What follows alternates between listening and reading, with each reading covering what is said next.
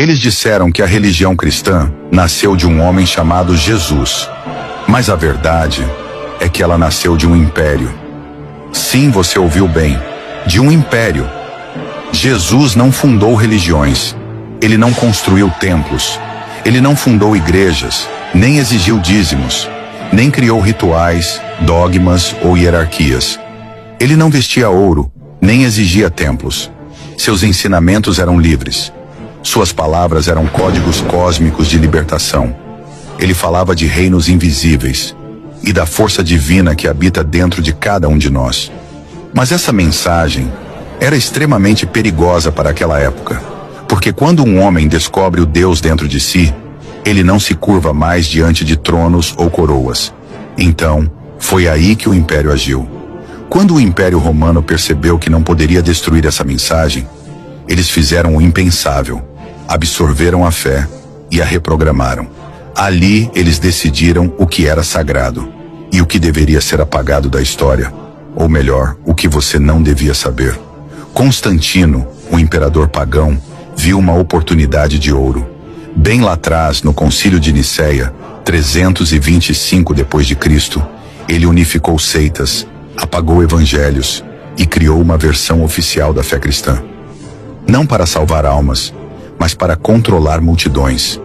E se eu te dissesse que existem evangelhos ocultos, evangelhos que foram escondidos para que eu e você não soubéssemos, escritos que falam de um Jesus que dizia: o reino está dentro de vós, e não nas mãos de pastores, nem nos rituais das missas de domingo.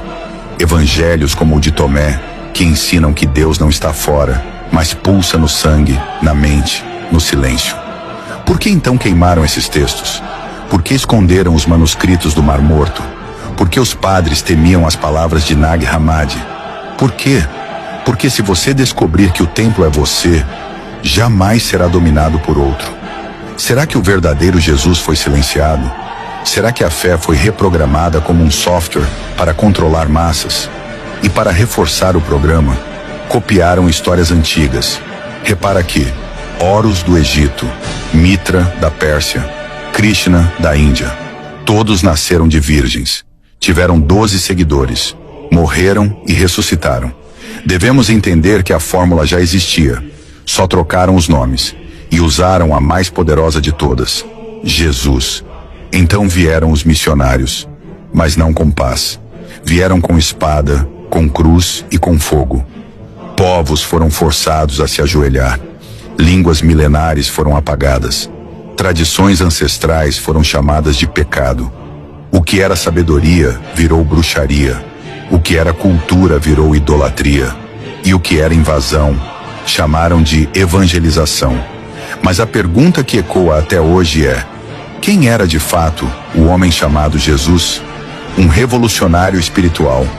Ou o personagem mais manipulado da história? O mestre da liberdade? Ou a base de um império que reina até hoje? O que antes era uma chama livre virou uma corrente. De mestre cósmico a um Jesus que foi remodelado em um ídolo romano, com auréola pagã, trono dourado e um novo nome: Cristo Rei, um título imperial. Mas quem estava por trás? Certamente a elite romana. Sacerdotes que já adoravam Mitra, Dionísio e Horus. Todos deuses anteriores com histórias idênticas à do Jesus construído.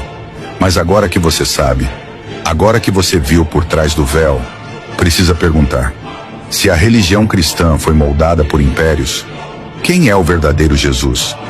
Na parte 3, vamos atravessar ainda mais fundo. O que é o Cristo cósmico que os místicos antigos conheciam? Quem roubou os textos originais? E onde está o código perdido da verdadeira libertação espiritual? Você foi chamado, mas será que vai até o fim? Bem, o flow eclético fica por aqui. Como tenho dito sempre, pare, pense, reflita e analise. Até a próxima.